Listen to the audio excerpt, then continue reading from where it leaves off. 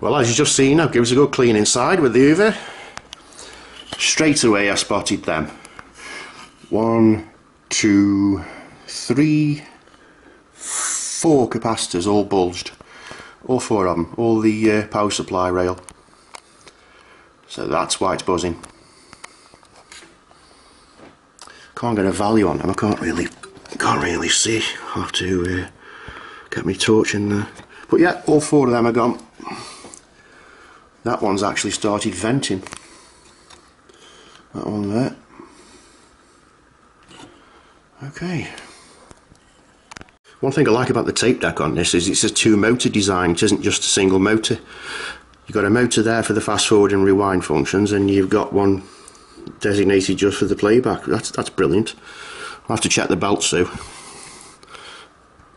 Well, they don't seem too bad. I'll change them anyway and set the speed after. Yeah, I'll just change them. I've just ordered a load of them, so yeah, I'll change them. Anyway, so yeah, so I think what I'm going to do is all the main filters there, I shall just change them. Shan't even bother testing them, I'll just change them. It's a waste of time testing them because I know they've all gone. Which is a good thing and a bad thing. It's good because I knew what it was and I know, you know, it's an easy fix. But the bad thing is, what damage has it done to the display? I hope I've caught it in time. That thing is a godsend. Absolute godsend when you're fixing things. I seriously don't think I could go back to a corded hoover now. I've got 2 of them. You've got an upright one, Vax, and a handheld one. Pretty powerful as well, I was surprised. But yeah, I have to get a bit of PVC tubing and make my own hose so I can get into tight, hard to reach places. But yeah, that is a must. The amplifier I see is an STK, and it's an STK 4122 Mark II, and I think that's quite a high-end one. It's quite powerful. And the old stereos, then, you know, talking 70s, mid-70s. Some of them STKs were terrible and they overheated like crap, but these are pretty damn good. So I'll have to pull the SAMs on now and have a look what the specifications are. Anyway, these caps are really bugging me, they're going to have to come out. Just going to change them all, simple as that. I'm messing about with the ESR testers. Yeah, transistors are okay by the look of it. Oh yeah, can you know by looking? To replace the thermal paste on them. Quite a beefy power supply. That's not too shabby at all. There's the date code, I think. The date code is the 22nd week of 1996. Okay. I love that tape deck, how modular that is. That's pretty decent to work on. That saves a lot of pissing about. Some of them are a soddy nightmare to get to. This seems pretty straightforward, just ribbon cables and ribbon connectors. I can see the CD player's had a new laser, so we're all good there. What else can I say? I think I've just found out why the display's so bad. It's come off its bloody PCB. See the gap there? Oh, if that is the... Oh no, it isn't. No, stupid arse, it isn't. It's just at the volume buttons, it's an angle. God, I don't know if I had a brain. Anyway, yeah, let's get these capacitors changed.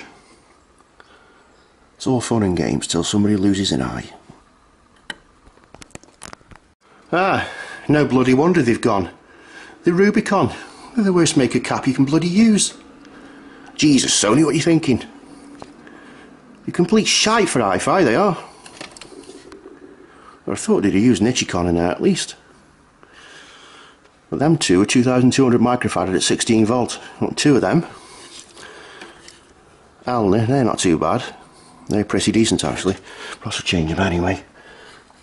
Where's the bloody rating on them? Can't bloody see. I bet it's right underneath. Yeah, I thought it would be. Let's get a torch under there, let's have a look. 3,300 microfarad. That's I think, I can't really see it. 50 volts. I think it's 50 volts. Yeah, 50 volts. 3,300 microfarad at 50 volts, so I'll get two of them. Get a pair of them. I've got a good seller on eBay, he doesn't be cheap, you know, if I buy so many, he chucks in some free solder as well, which is good. Well, I've just had fun here. Jesus Christ. What the hell is Sony doing using that junk capacitors, which they are? Everything I've ever worked on that's got Rubicon in have all failed. And I mean everything. Let's switch that off a minute. Now look at the state of this. You can see that on the camera. Look how bold that is. Look at the pin even bloody fell off and all electrolyte come out. Really naff. Whenever you see these on Hi-Fi or television, folks, just replace them, because they're going to go wrong on you. Just change them to Nichicon or Panasonic. They're absolute garbage. Which proves the point that on the whole board, the only two Rubicons are the only two that have failed. And all the rest of them are Alner and Panasonic and SANYO, but them two pieces of crap. I'll take that one out in a minute. They're just rubbish. As I say, there must be what, 60 capacitors on that board, and out of all the 60, just them two Rubicons have failed. So what does that say about them? This is what I do with worn pinch rollers. I just take the pinch roller out of the middle bearing and just put it on the end of a Dremel chuck there. Then I use a nail file and I just take the edges off. Just take the top layer of bad rubber off to get to the good rubber underneath. Once you've done that, put it in a glass of olive oil. I don't mean a full glass, just an inch at the bottom. Put it in the microwave for a minute on half power, and that'll soften the rubber up to brand new. It works every time.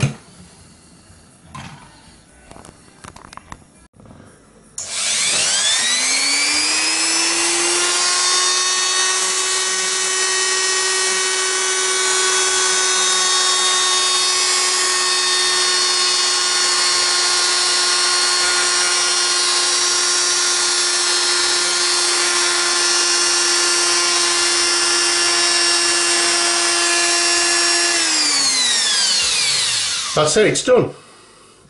Simple as that. Right, so everything's up and working. Tape deck's working, CD player's working. Everything's playing alright apart from one pinch roller, which I can get a replacement for that anyway. Now it's onto this display. The filament voltage is right there, these two pins. Them two pins are giving 3.2 volts AC current straight to the display. And I've just traced it back all the way onto the board to the input power here from the transformer, and I've been poking around and I've found a 5.2 volt tap from that pin to pin 5, 2, 3, 4, 5 to that one. So that one and that one I've got a 5 volt AC tap on, so it'll be like a 2.3 volt boost onto the screen. Now if that works, that's great, and if it doesn't, I can just solder them two jumper pins back in there. Just desolder them for a minute, because them are the ones that go to the filament. They're going down to the other side of the board on a jumper straight up to these two filament voltage pins here. So what I've got to do now is from this pin and to pin 5 is wire them onto the screen's filament. Hopefully that should give it a bit of a boost, If it doesn't, like I say, I'll just put them 2 taps back in and just leave it as it is till I get another display. But it does work, but it's just a bit dim, like, you know, I'm a bit of a perfectionist. I try get things working as good as I can. So anyway, that's the ground. No, it isn't. It's AC. There's pin 1 and there's pin 2. Them 2 pins. Like I say, these 2 filament voltages here, which give 3.2 or so volts, they trace up to them 2, right across the top of the board, straight the way along, down the edge, and down to this socket here, which is them 2, and them get fed via a ribbon cable to the screen, which is for the filament voltage. Now, if I do boost it to 5.0 volts, I think it's about 5.2 or 5.3, there might be a visible glow on the front of the screen of the 4 orange filaments glowing. That's not a problem. I might even put a variable resistor in somewhere that I can adjust the voltage of it, and I'll have a screen dimmer. But I'll see how it goes. It might not even work, but I can't see why not. I mean, boosting the filament voltage by a couple of volts shouldn't do any harm. So I'll get onto that now. Just tapped a couple of wires in just to test it, and success, it works. It's boosted the screen brightness by quite a bit actually. It's all good. It's working brilliant. Yeah, I'll show you at the front now. There we go. Now that is a massive difference to what it was. It was hardly, you could just about see it, but now nice and bright. It is working.